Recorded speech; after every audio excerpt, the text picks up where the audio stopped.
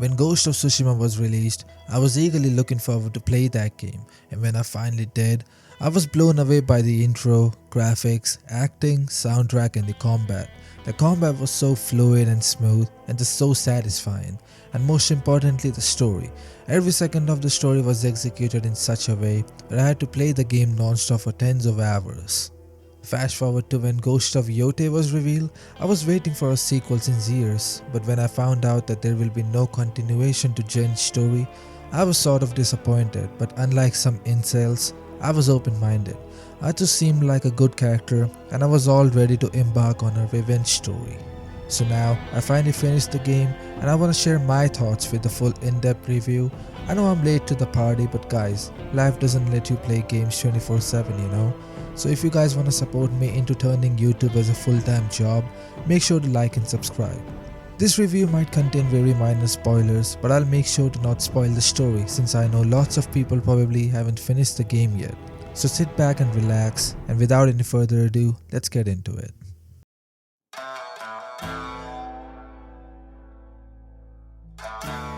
If you think the Ghost of Tsushima's world is breathtaking, then you will find Ghost of Yotei's world breathtaking as well.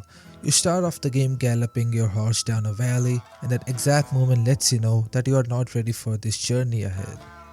The open fields with horses running across the patches of white flowers, with Mount Yotei overlooking in the background, is a sight that could heal any sort of sadness within you. When I first saw this, I just didn't have any words. As the story progresses, new areas will unlock such as Ishikari Plains, which was once beautiful but now it's a war-torn land where the Oni raiders worship demon-like creatures. The snowy mountainous regions called Teshio Ridge, where the nine-tailed foxes haunt the farms and towns. Tokachi Range, which is the stronghold for Lord Saito, and Oshima Coast, which is a total war zone with beautiful beaches and cherry blossoms. Back in Ghost of Tsushima, even though the world was vast and beautiful, it was mostly empty, where most of the interactions were fighting off random Mongol patrols. But in Ghost of Yotei, there is so much activity going on around the map. You could start a fire where people will come camp with you. There are people who are in dire need of your help, who you can choose to help or not. If you decide to help people out, they will pay you back in some sort of way. It could be a coin or some random valuable information. There are also ambushes you gotta watch out for where enemies will set up ropes to trip your horse and kill you. This is quite an improvement from the first game and there's constantly something going on around the map.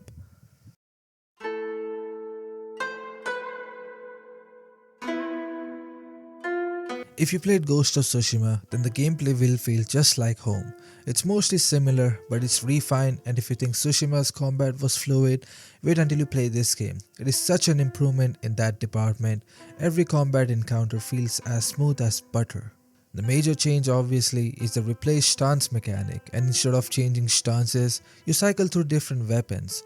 You have your katana, which is good for katana duels. You have your dual katanas, which are good to fight against the spears. Then you have spears, which are good against small two-handed weapons. You have kusarigama, which are good for enemies with shields. And lastly you have an odachi, which is good for big enemies. My favorite mechanic has to be pick and throw weapons, where you can pick up any sort of fallen object on the ground and you can throw it at your enemies, which adds variety to the combat, and it's extremely fun even after 60 hours. You also get kunais and bombs as throwable weapons with new weapon called Metsubushi, which is basically pocket sand that blinds the enemies. There's bow and arrows as well, and new additions such as musket and pocket revolver also switch up the gameplay in good way. After some time in Tsushima, I personally felt that the combat got a bit stale and I was a bit burnt out by it. But in Ghost of Yotei, even after 50 hours, I'm still enjoying the combat. And I think they managed to keep the basics there and managed to refine the system in a really fun way. Stealth and standoff also returns, but it's just the same as the first game with no new additions in any sort of way. My favorite addition to the combat is the companion system, where this random wolf appears out of nowhere and helps you fight the enemy off when things start to get a bit hairy. He's such a huge help and it's so much fun fighting alongside him. I think every game should add a dog as a companion now.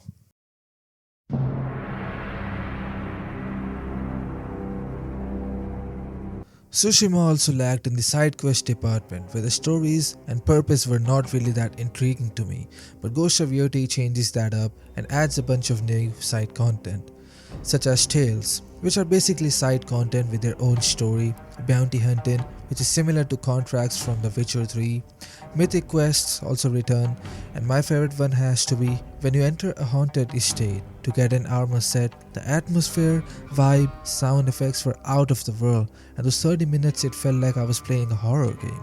Lots of great activities are also present, such as bamboo strikes that increase your spirit, hot springs which increase your health, shrine climbing which gives you charms, and fox dance. You can also gamble and play Zeni Hajiki, which is like a coin game. It was quite fun, but my favorite has to be the wolf dance, where you help out the wolves killing Saito's men or save the captured wolves from camps, and in return your bond increases with the wolf and you unlock new skills in the wolf tree.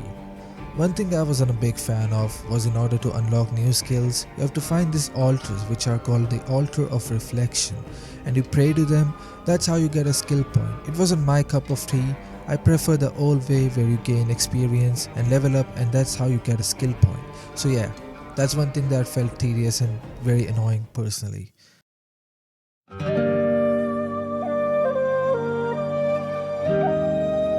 The story is one of the many reasons why I love this game. Revenge stories are one of my favorite genres of storytelling. It's personal and deep.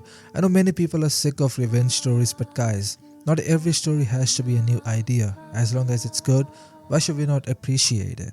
The plot is very straightforward. A group called the Yotei 6 murdered your family, so Atsu returns after 16 years to get revenge, and the game starts off by her killing the snake, and now she's on her way to kill the remaining members of the Yotei 6. The story starts off very strong, and as it progresses you meet different characters. Some are good and some are just but the cutscenes, style, and especially the set pieces are executed in such a great way and will keep you on the edge. As I said, the story starts off 10 out of 10, but as it progresses, you start seeing some cracks. The story struggles to keep you immersed. There's a character who I was very excited to fight, but the pacing is so atrocious. For like an entire hour, you solve puzzles and it's the most boring shit ever. There's also a plot twist which is just so stupid. The pacing and the quality starts to drop once you hit like the 40% mark, and most of the characters are so bland with little to no personality, excluding Saito. Saito was a good villain and his boss fight was a chef's kiss. It was so fun, but there are so many things that just makes no sense, and like I said, the pacing was bad and everything felt very anticlimactic and rushed. A 25-hour long game shouldn't feel rushed, but there is just so much filler that even after 25 hours, it feels like nothing happened. Also, Atsu just wasn't as interesting as Jin was. I tried really hard to connect with Atsu, but I found her bland as well, with little to no depth, and even after the end, I just couldn't give a fuck about her. I feel like the story had such a huge potential, but halfway through, the writing team decided to just take a vacation. I'll be making a separate in-depth video discussing the story and sharing my thoughts, which will include spoilers, so make sure to stay tuned in and subscribe so you won't miss it.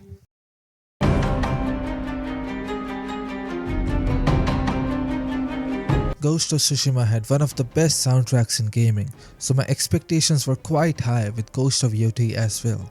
And they managed to craft every moment, enemy encounter, duel, important story moments with exceptional soundtrack which elevates the moment to peak cinema in such a beautiful way that even after ending the game, it sticks with you.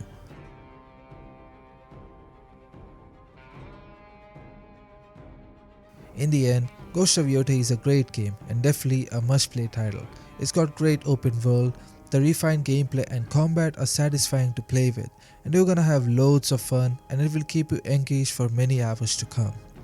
But in the end, it will still feel very identical to the first game with little to no innovation.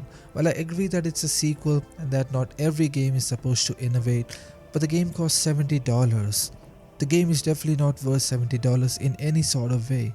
So wait for it to drop to like $60, maybe $50, then get the game.